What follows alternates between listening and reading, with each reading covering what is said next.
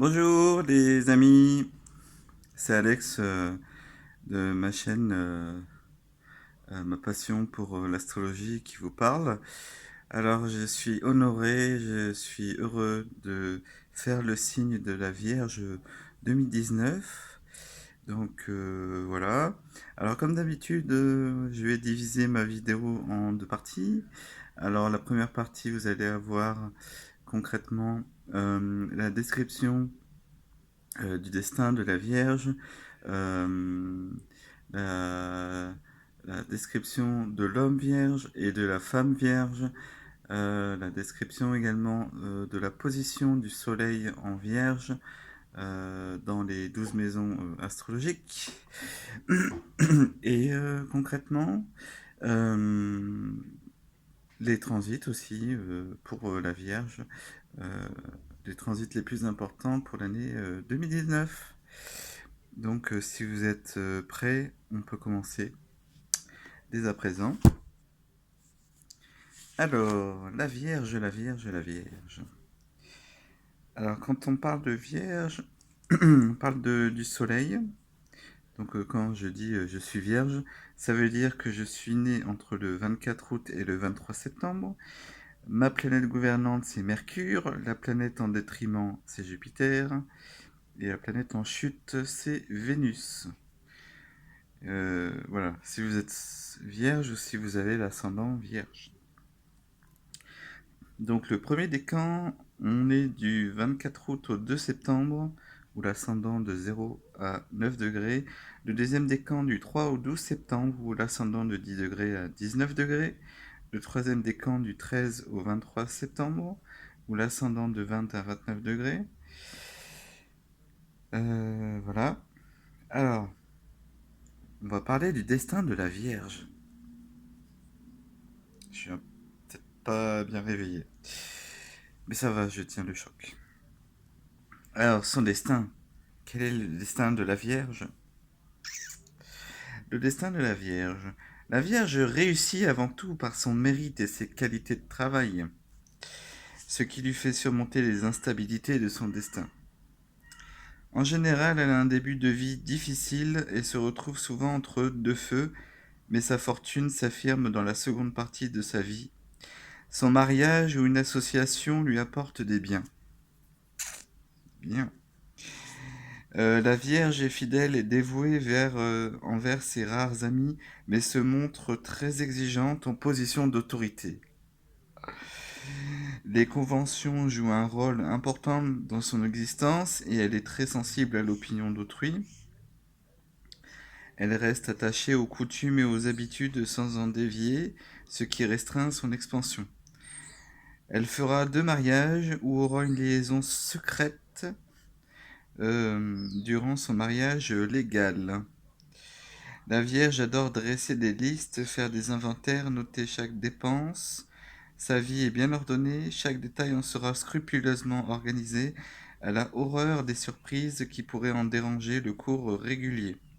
C'est surtout ceux qui ont une ou plusieurs planètes dans la Vierge, en plus du Soleil ou de l'ascendant, qui présentent ces caractéristiques. Donc là, j'en connais un qui a le Soleil, et en plus du Soleil, il a Mercure, donc Mercure en domicile en Vierge, et Vénus en Vierge aussi. Bon, Vénus, là, elle est pas trop à son aise, hein. Mais voilà. Donc lui, pour le coup, il a quand même trois planètes en Vierge. C'est énorme. Alors, je fais un petit coucou en passage, hein, petite dédicace à Jonathan. Ouh. Alors, donc ce signe développe le sens du travail et des responsabilités et excelle dans tout ce qui rapporte au côté utilitaire ou quotidien de l'existence. En général, ces qualités sont mieux mises en valeur dans un cadre bien défini, dans lequel elle n'aura pas à prendre d'initiative ou dans une situation de confiance mais en sous-ordre. Les bras droits, les secrétaires dont on ne saurait se passer, les employés modèles se trouvent en grande majorité dans la Vierge. Si son âme ne se trouve pas stimulée par le Soleil, Jupiter ou Mars en position forte, la Vierge se satisfera d'une réussite moyenne, mais sûre car l'inconnu lui fait peur. Le besoin de se sentir utile et le goût du travail bien fait sont plus forts que l'ambition. La Vierge cherche toujours à mettre ses élans sous le contrôle de sa raison. Elle réfléchit et analyse parfois trop, voilà, au point même de laisser passer de bonnes occasions. Elle craint de se tromper par-dessus tout, mais son esprit critique ne facilite pas ses rapports professionnels ni ni son accord avec son entourage. Rien ne lui échappe. La Vierge ne laisse rien au hasard, c'est en mettant de petites sommes de côté, en réalisant de bonnes affaires, en plaçant judicieusement ses gains et en arrondissant son magot petit à petit qu'elle assira sa fortune. Elle travaille le plus souvent en vue de sa retraite. Avec une forte influence de Jupiter, d'Uranus ou du Soleil, ce signe s'affirmera plus et donnera des hommes d'affaires avertis ou ceux qui réussissent dans l'industrie, la loi ou le commerce. Ok. Donc là, concrètement, on va passer à l'homme vierge. L'homme vierge. En amour, l'homme vierge a typiquement une nature de célibataire. Horreur de l'imprévu, crainte devant les bouleversements qu'apportent les passions, il se défend par une reprise de soi continuelle ou par l'esprit critique et se met à l'abri derrière un côté conformiste, une vie de routine qui le rassure. Consciencieux, avec le souci de la perfection, c'est l'homme sur lequel on peut régler sa montre et sur lequel on peut compter. Il n'est pas attiré par les entreprises indépendantes et préfère se rendre indispensable au service de quelqu'un d'autre ou travailler à l'ombre d'un personnage dont il dirigera les responsabilités. Il ne récoltera pas toujours à la mesure de son labeur, mais c'est le travail en soi qui est sa principale raison d'être et sa plus grande source de satisfaction. Il se marie, se rend... Alors, s'il se marie, il y a la condition, s'il se marie, alors, suspense, ce sera en toute connaissance de cause, je bafouille là, raisonnablement après avoir pesé le pour et le contre. Sa vie quotidienne au foyer devra être bien organisée et ses projets établis d'avance, de façon à ne jamais être pris à l'improviste. Ce sera le bon mari, fidèle, qui s'occupera de tout à la maison et qui élèvera ses enfants dans les principes et la tradition. Il s'accordera très bien avec une femme à l'ascendant poisson, aussi discrète et retirée que lui, n'aimant pas prendre des risques dans l'existence. Mal avec la femme sagittaire, beaucoup trop libre et aventureuse. Mal aussi avec la femme gémeaux, trop instable ou trop agitée. Très bien avec la femme taureau avec laquelle il vivra une petite vie paisible, bien équilibrée, et avec la femme capricorne en laquelle il aura confiance et avec qui les réalisations matérielles pourront être acquises par un travail en commun. Bon, après, vous pouvez l'adapter aussi en fonction de vos attirances sexuelles, hein, bien sûr. Parce que, bien sûr, hein, comme je vous ai dit, on est LGBT friendly. Donc, voilà. Vous adaptez tout ça à votre sauce, hein. Si vous êtes un homme, ben, c'est pour une relation avec un homme. Si vous êtes une femme, bah, c'est... Ah bah tiens, on va parler de la femme, justement. Ah, si vous êtes bi, bah, c'est pour les deux, hein, du coup. Voilà. Mais bon, vos signes préférés, donc c'est Taureau, hein, bien sûr, et puis Capricorne. La femme vierge. La femme vierge. Alors, la femme vierge exhale le charme discret d'un romanesque un peu désuet. Sa modestie peut tourner à la terreur de se faire remarquer, ce qui peut la laisser à l'écart de la vie pour peu que Saturne lance des aspects contraires sur la Lune ou sur Vénus. Elle peut alors rester vieille fille, se consacrant aux autres ou reportant son affection sur les animaux. Minutieuse, attentive aux détails, parfois jusqu'à la maniaquerie, elle est très attachée à sa sécurité et a horreur de l'imprévu.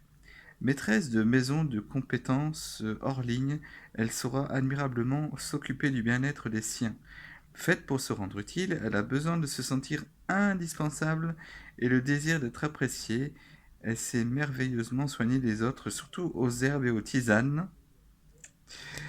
Cela ne l'empêchera pas d'avoir toujours quelque chose qui cloche et de beaucoup se préoccuper de sa petite santé. On ne saurait se passer de la femme vierge. Ah, mais elle sera toujours plus à l'aise en coulisses qu'en tête d'affiche. Elle se sentira bien avec l'homme à l'ascendant poisson, aussi délicat et timide qu'elle. Ils se blottiront ensemble dans un cocon bien ordonné. L'instable Gémeaux ne lui inspire aucune confiance.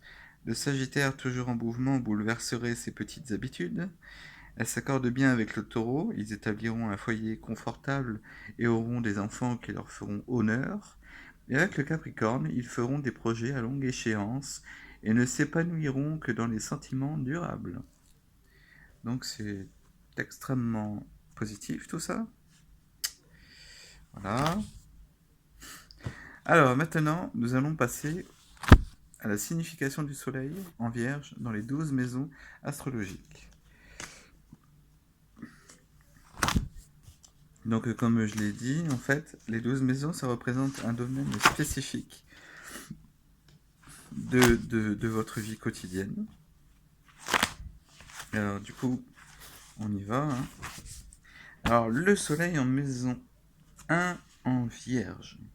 Donc ça donne une nature discrète et efficace, lucide, cherche toujours à faire prédominer la raison sur les sentiments, méthodique jusqu'à la manie, sens critique, très ingénieux et sachant tirer bon parti des choses et des gens. Donc voilà. Maintenant, le Soleil en Vierge en maison 2. Qu'est-ce que ça veut dire? Alors, les gains, modestes au début, augmentent au fur et à mesure grâce au sens du détail et au travail régulier. Ça, c'est pour toi, Jonathan. Mais risque de graves difficultés d'argent. Ah, bon, bah, faut faire attention quand même. Hein. Faire attention. Voilà, voilà. Donc ça, c'est pour le Soleil en Vierge en maison 2.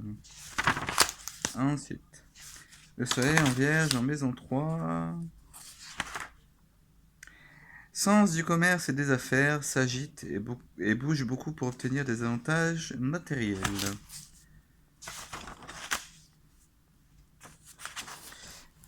Ah putain, c'est trop. Soleil en maison 4 en Vierge. Changement de résidence, conditions fluctuantes au foyer. Très doué pour devenir archiviste, conservateur, homme de science ou rat de bibliothèque. Ok. Ensuite,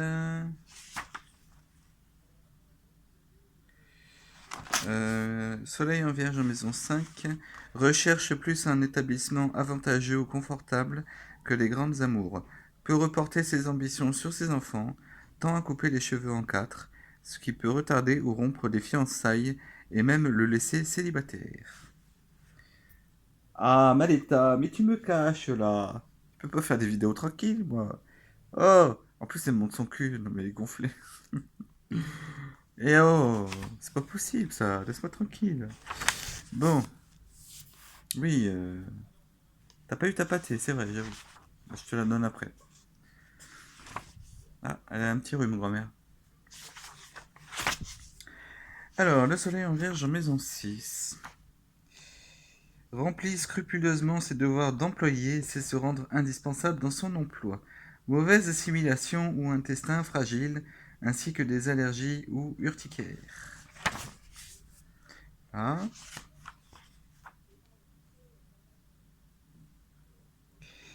Ensuite, Soleil en Vierge en maison 7. Le mariage est plus une affaire de raison que de sentiment, ou bien se laisse faire, mais les liens d'affection peuvent devenir forts. Là, Soleil en Vierge, en maison 7.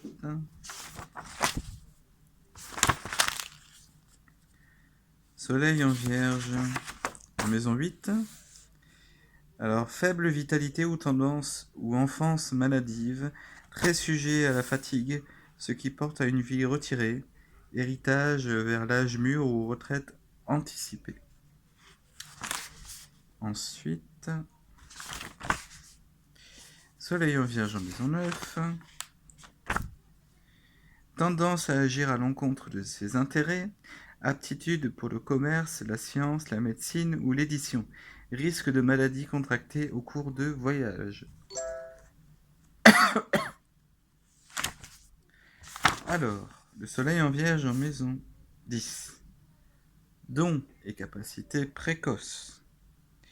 Mais réussit mieux dans un poste de confiance ou un rôle d'éminence grise que dans une situation de chef. Réussite d'ordre pratique et matériel. C'est bien ça, hein. Ensuite, nous avons le soleil en vierge en maison 11. La maison 11, c'est la maison des amitiés, des amis, des projets, tout ce qui est politique aussi. Alors, le soleil en vierge en maison 11, psychologie et sens de l'observation qui permettent de tirer des avantages personnels des capacités d'autrui, amis, haut placés.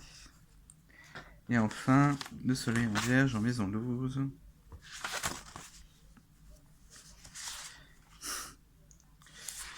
Eh bien, qu'est-ce qu'on a? Vie assez monotone ou routinière, très, très hésitant, ce qui peut ralentir encore les choses. Santé fragile ou maladie qui oblige à des périodes de retraite ou d'isolement. Ah, bon, c'est pas très fameux tout ça là. Ok. Bon. Du coup, on a vu, on vient de voir justement la signification du soleil en vierge dans les différentes maisons astrologiques. Maintenant, nous allons voir les transits les plus importants de 2019 pardon, pour nos amis vierges. Je regarde l'heure parce qu'il y a Bibi là, qui travaille à 9h là, donc je vais prendre la route à 8h30, même un peu avant. Donc je vérifie quand même que j'ai